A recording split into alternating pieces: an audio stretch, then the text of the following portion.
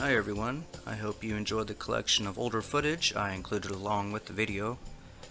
I wanted to give you an idea of what the mall used to look like before it began its decline.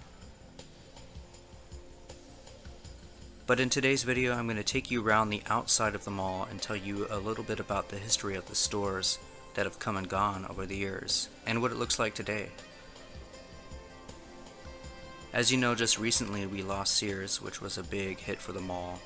It took up a large portion of the north end, and it was also one of the original anchor stores here at the Bayshore Mall. The space is currently being occupied by Spirit Halloween, as we'll see shortly. But when it leaves, you know, what's going to happen next? I'm not quite sure.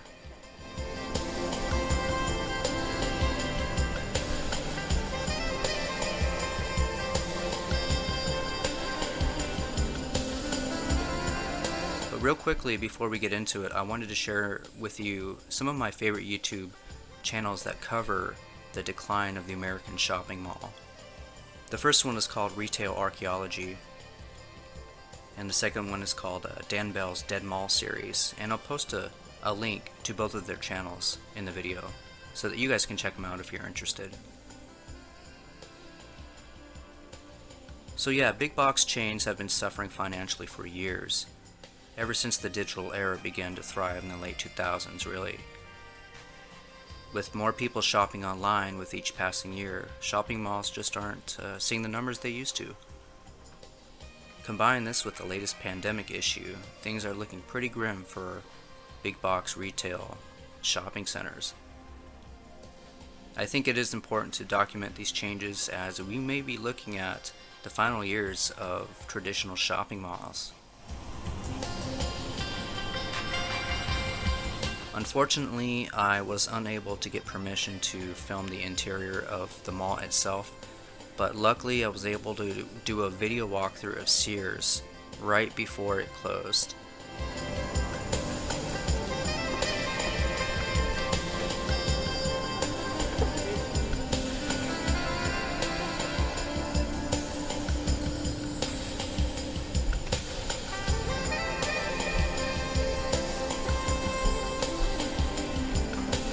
Alright, so in a moment we're going to swing around and go back the way we came so I can kind of give a little description of each of the stores as we pass by them.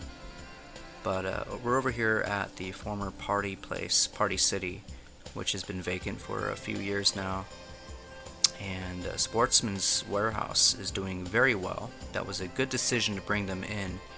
Now, I've been in there, I go in there on a regular basis, and it's a great place. Very, very friendly service, and the place is always busy, so it was a good decision to bring them in. And that's where Ray's Food Place used to be. Remember Ray's? This whole building, what you see here, Party City, which you can almost still see the label scarring, kind of right above the main entrance there.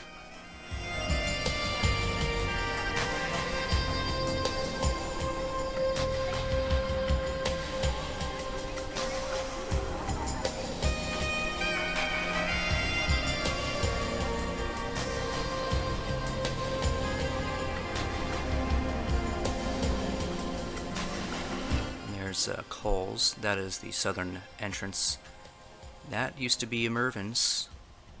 I do have a slideshow video that I put together of Mervyns in my YouTube videos. One of my first videos actually that I did for this channel was that Mervyns video. I'll include a link to that as well. And again, it's just pictures that I was able to collect and throw together in a slideshow. Kohls seems to be doing very well. They had some big shoes to fill when Mervyns left, and they've been able to withstand the test of time. And here we are approaching Planet Fitness and Staples. Used to be a hometown buffet in this area here. Both are doing very well. Staples actually used to be at the Eureka Mall on Henderson Street, and they moved about 3 or 4 years ago now.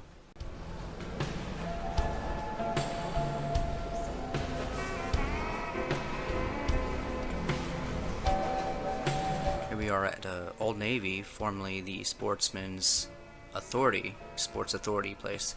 Old Navy, this is the second time they've been back at the mall. And I am curious what it looks like inside. I haven't been back since it closed about 10 years ago. But I was happy to see them come back.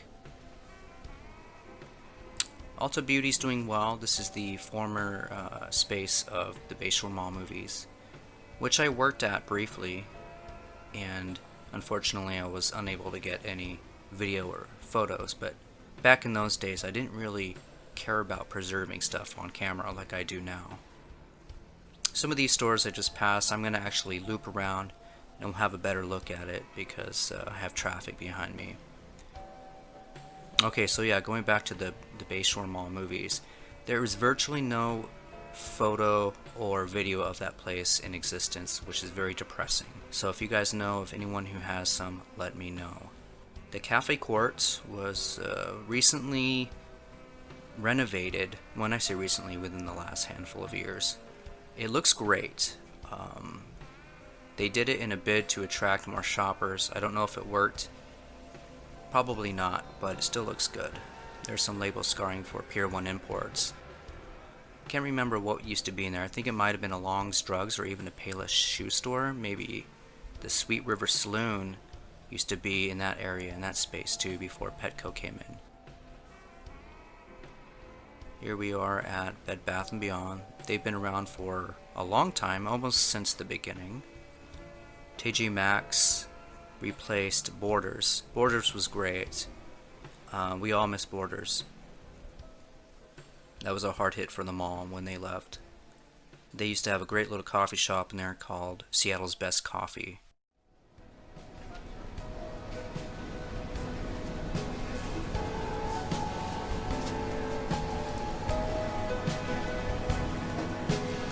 This is the east entrance to Walmart. It actually goes into the main mall, and then from there you enter Walmart. Ross has been doing well since the beginning too. I think they were one of the original anchors. JCPenny was located somewhere around here. A handful of years ago you were able to actually see the label scar for JCPenny still up on the building, but I don't see it today. Now here we are at Spirit Halloween, formerly Sears. Again, I'm just so glad I was able to get into Sears and do that video walkthrough of it. I actually did not a video walkthrough, but I just walked through Spirit Halloween a couple weeks ago, and I was impressed. They were able to fill all that space. Sears took up a lot of space, but that Halloween store was able to fill their shoes, so to speak. That's pretty cool.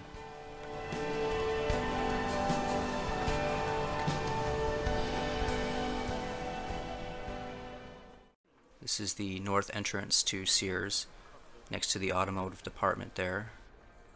They could have kept that open at least. Even though the retail part of it was dying, you can still see the label scar there on Sears. But the automotive department was always busy. They did well.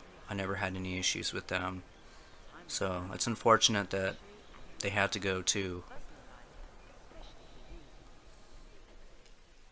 So we are now nearing the rear of the mall, and back here is the former Gottschalks, which is a Walmart today. And I do think that, despite what we all feel about Walmart, it did help the mall quite a bit, because Gottschalks was fairly busy, and when they took it out, or when it left, it had some big shoes to fill, so that Walmart really was a good idea to keep that mall going. There's the west entrance to Sears, which was more like receiving and whatnot. You drop your appliances off, you pick them up there.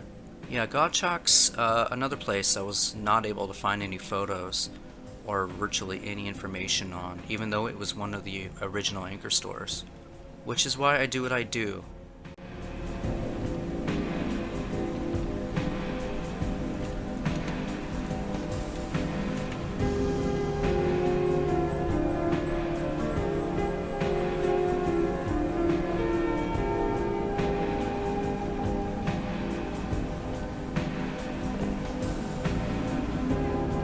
Security guy's just having a heyday, talking to everybody.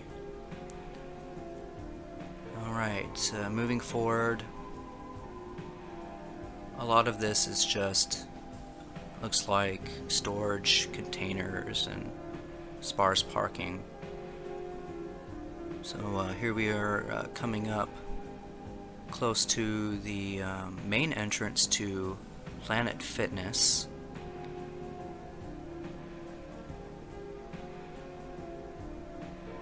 At one point, I want to say there was this entrance here actually led to Radio Shack when it was still in the mall. I could be wrong though. It's been a long time. And here we are nearing the receiving area for Kohls.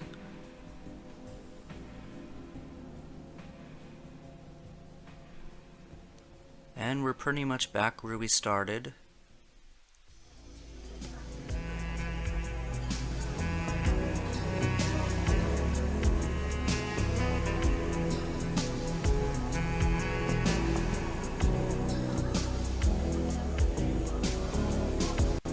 I think there are a lot of things that the Bayshore Mall could do to attract shoppers and bring back some of that life that it once had.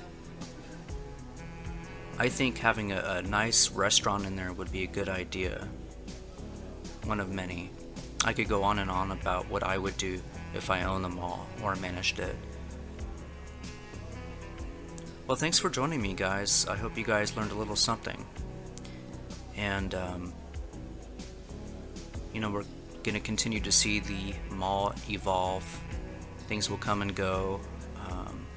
Yeah, that's it for now, guys. Bye.